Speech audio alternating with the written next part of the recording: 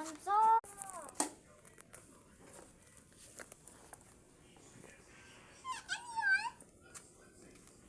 Ito ang surprise ko sa'yo. Kasi may first time kayo mag-school eh.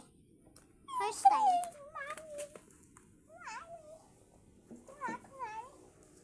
Pananayin ka!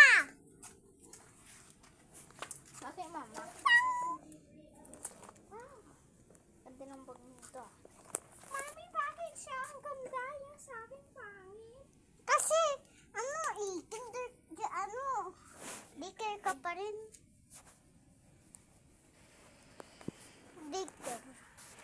Daycare ka lang.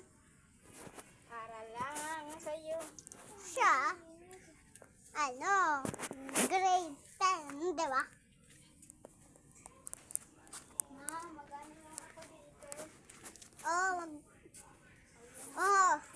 Sige. Kung nga lang saan pupunta ka ulit ng palengke. Pupunta ako ng palengke, ah. Oo.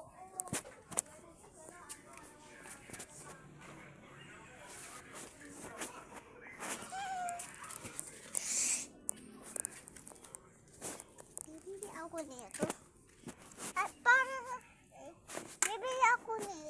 Para happy. Bibili ako nito para sa bunso.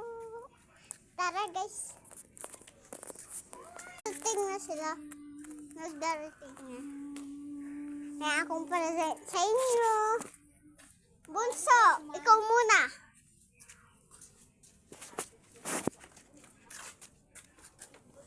Bunso. Bunso. Ano yun, ma? Sa'yo na. Wow! Favorite bunny ko yung mama. Okay. Pananayin ka. Ano yun? Kanina pa ako na dito eh. Wow. Hey, ang ganda na naman sa kanya. Kasi, ang laki niya. Ikaw maliit. Kaya bililihan kita ng maliit. Ma, dapat hindi mo na siya binilahan ng ganyan. Meron naman siyang,